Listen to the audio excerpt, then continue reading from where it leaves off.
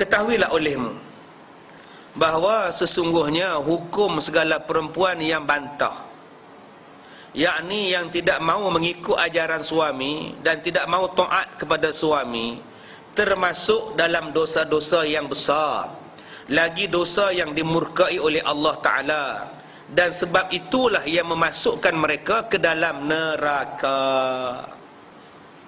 Jadi saya sebut pada tuan-tuan, khususnya kaum ibu, sabarlah banyak-banyak dalam bahagian bab ini, sebab yang ini semua dia kata kat orang perempuan. Dia banyak sabarlah, jangan duduk balik apa rehat kat saya pula. Sagi dia ambil rehat, dia balik bengkok saya kan. Mengata ke kami je ustaz ni, bukan, ini bab perempuan. Nanti episod yang kedua barulah bab suami. Sekarang ni semua cerita bab perempuan dulu. Muka surat 19 nanti barulah bab suami. Sekarang baru muka surat 10. Ada lagi 9 muka surat. 9 muka surat maknanya 9 bulan lagi. Ya, sabarlah banyak-banyak. Nak buat macam mana? Ya, kita tak boleh langkau, nanti tak faham. Kalau kita tengok drama, tengok hujung-hujung pun kita tak faham. Kita kena tengok awal-awal sampai habis, baru boleh faham. Macam itulah baca kitab pun, kena satu-satu. Baik. Dia kata yang banyak bantah ni, perempuan yang banyak bantah suami ni, dosa lah, dosa besar lah bantah suami. Tetapi dalam banyak-banyak jenis bantah, yang paling banyak perempuan bantah pada suami ialah, yang tersangat jahat bantahnya ialah sebab suaminya beristeri yang lain. Yang itulah paling banyak bantah. Suami tak semayang, tak apa lagi. Tak tahulah ustaz, suami saya tak semayang ustaz, yang lain baiklah. Baiklah, nafkah, beras. Rumah saya satu gudang ustaz. Tu yang tak cukup beras di kedai tu. Asal pergi kedai beli beras, asal beli beras pergi kedai. Dia baik ustaz tahu, dia macam caring, semua okey lah kan. Cuma dia tak semayang ustaz. Sayang lagi dekat suami dia. Walaupun tak semayang, padahal tak semayang tu sejahat-jahat manusia. Padahal tak semayang ni sejahat manusia, baik macam mana pun, caring macam mana pun, tak semayang, jahat lah. Tapi hari ni kalau tak semayang tu normal. Macam dia semayang ustaz, macam subuh je tau dia tak semayang, ialah letih kan. Saya pun faham juga ustaz, saya rasa Tuhan pun faham.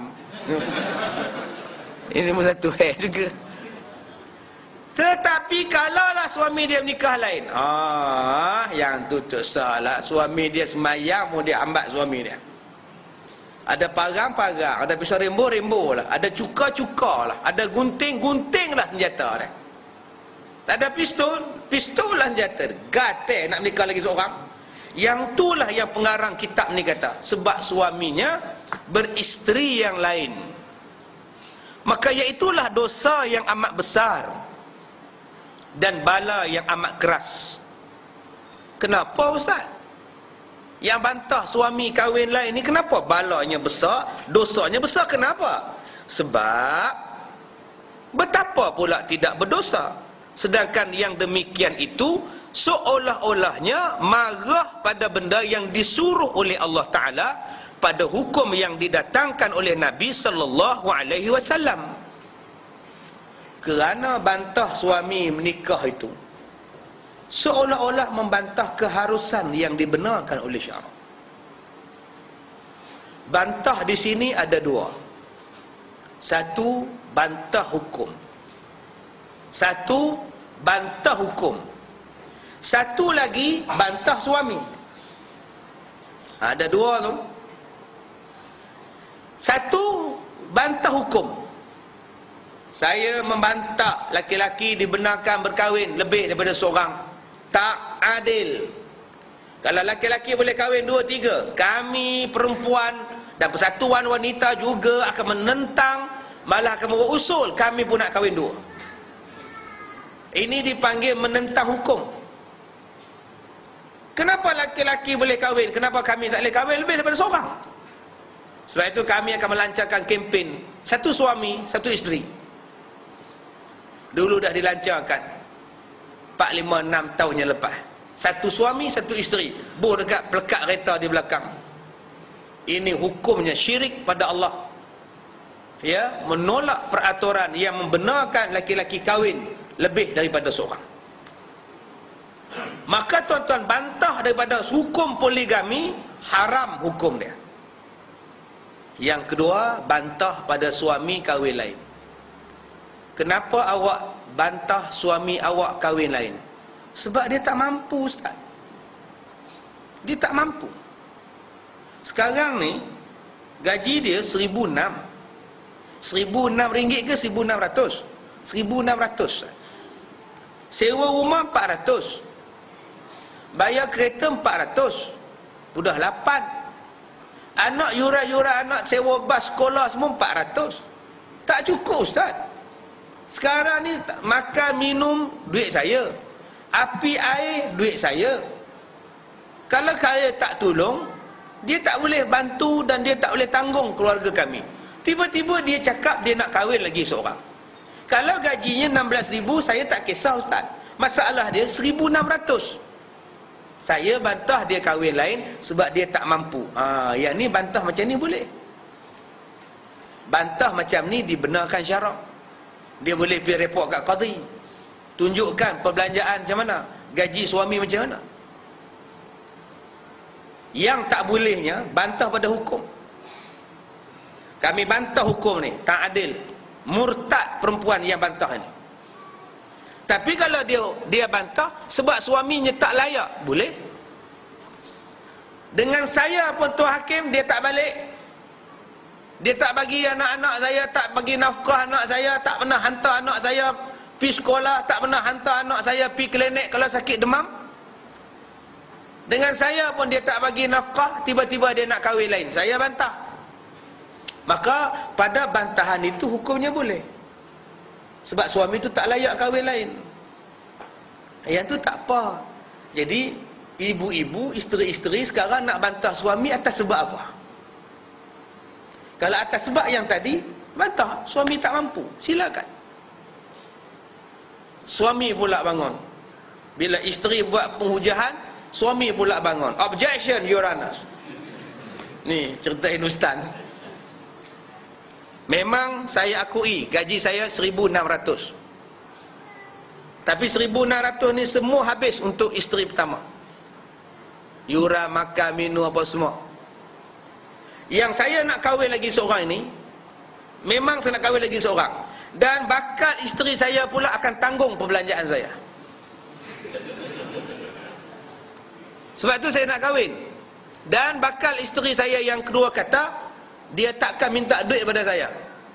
Dia tak suruh saya bayar rumah dia, kereta dia, alat makeup dia. Dia tak minta satu sen pun daripada saya. Yang dia nak bukan itu, yang dia nak saya je. Dan saya rasa saya mampu memberikan saya pada dia.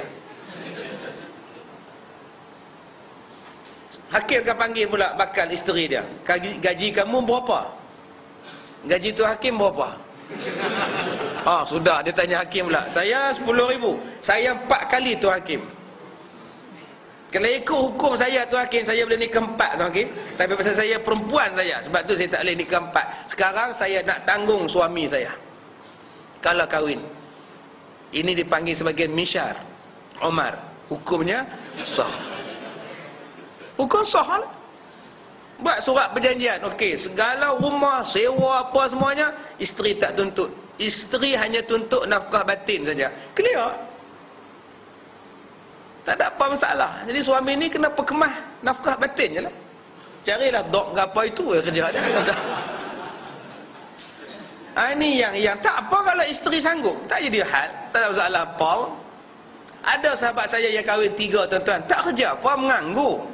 Tapi 3 isteri. 3 toke tom yam. Restoran tom yam. Dan isteri ni bagi dekat dia sebulan 600. Setiap isteri. Dapat dekat dia 1,800 sebulan. Apa kerja dia? Ambil anak, hantar anak sekolah, basuh kain, lipat kain, kemas rumah. Itulah kerja dia. Duk di kedai jadi cashier, sehari pergi beli barang di pasar borong. Itulah kerja dia. Dan dia memang tak kerja. Kerjanya ialah suri rumah tangga. Isteri dia pula ada pekerja. Isteri dia jadi toki restoran Tom Yam.